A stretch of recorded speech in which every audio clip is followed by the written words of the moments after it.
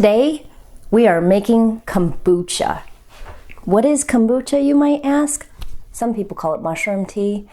It is made by an organism called a SCOBY, and a SCOBY is a symbiotic culture between a yeast and a bacteria, SCOBY.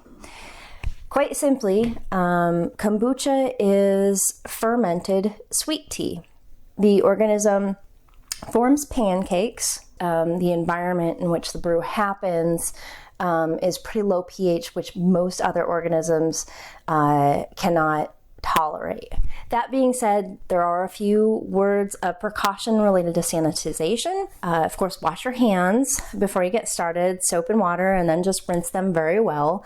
The organism will be killed by any soap. So what I have here are flip top bottles, and I just have a little bit of vinegar in here. This is just white vinegar. I just shake these up, and things will sterilize in about 20 seconds.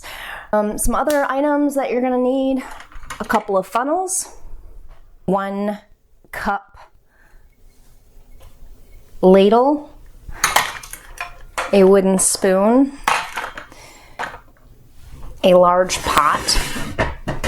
Now, my brew recipe is for 1 gallon. This makes 1 gallon of sweet tea. I basically bring my pot of water to a very hard boil and let that boil for a couple of minutes.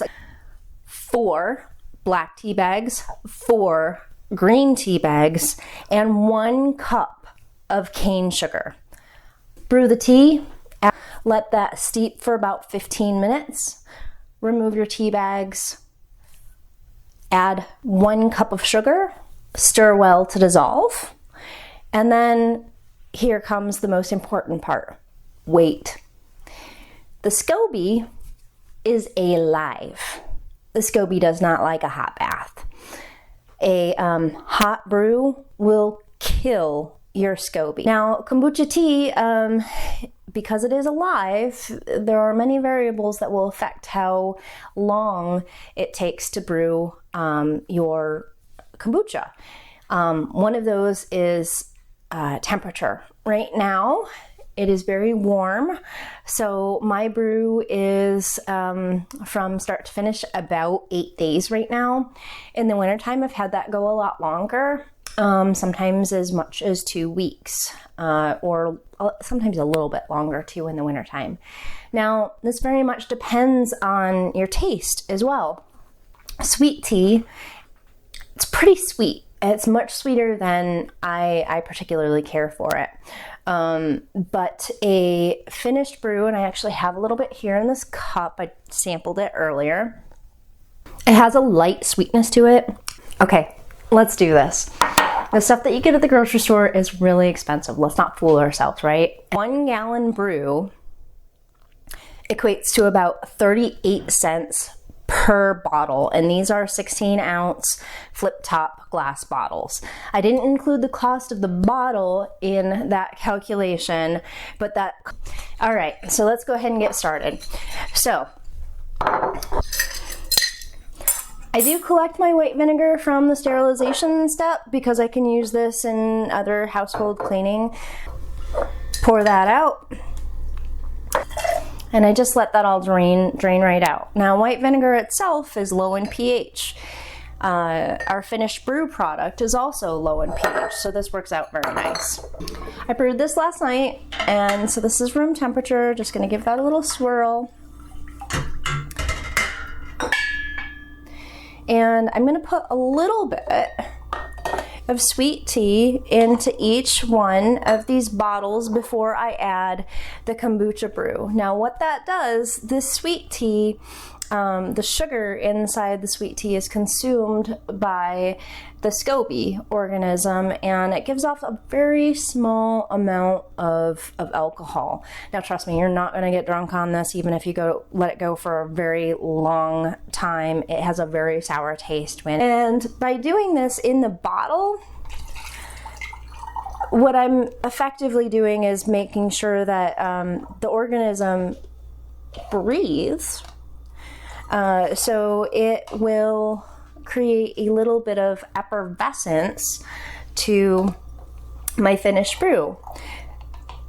I will set my finished brew product aside for a couple of days, typically 2 or 3 in the summertime, maybe 4 in the wintertime. And I don't want to let it go any longer than that, because as carbon dioxide builds in the bottle, so does the pressure.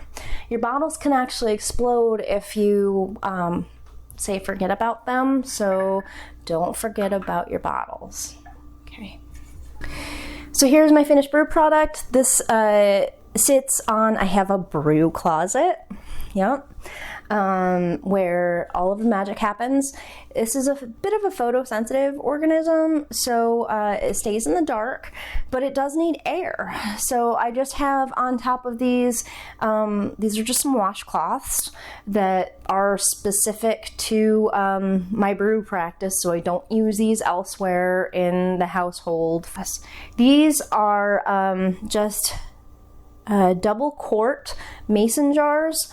So 2 of these actually equates to a gallon, and I get about 3 16-ounce bottles per 2 quarts of brew. Now, when I finish pouring off my kombucha brew, I leave a little bit of liquid in the bottom, about a pint or so. And what that does is, again, you can see that there's a lot of organism inside this. I do what is considered continuous brew, where I use the same vessel for brewing. That does a couple of things. There's a lot of controversy here. So, do what is right for your situation and how you feel comfortable with this. This is the SCOBY organism here. You can see that there's a lot going on inside this jar, and that's super exciting. But right up top, there is a very thin, clear, translucent organism that's starting, and you can see that the brew itself is a little cloudy, but that is just the long strands of the organism before they really coalesce into that pancake. So let's go ahead and pour this off.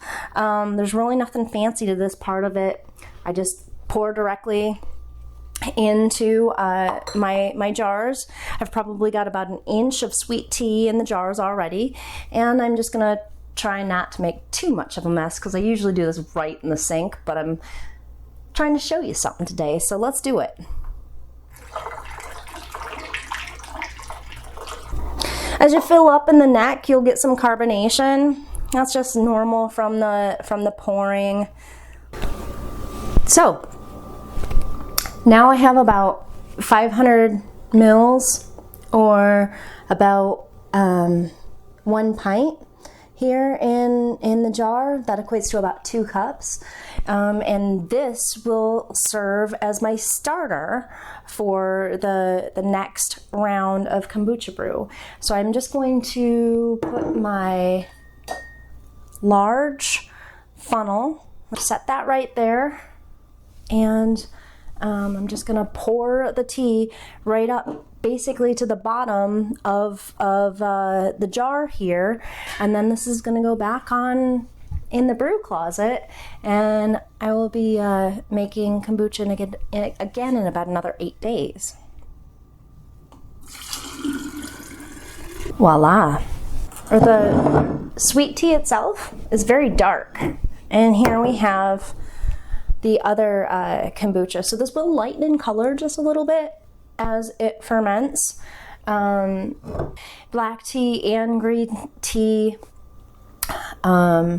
really do a good job at nourishing the organism. The sugar is really important. Don't skimp on the sugar. Don't think, oh, well, I'd like it to be a little less sweet. It will become less sweet during the fermentation process, so have no worries there.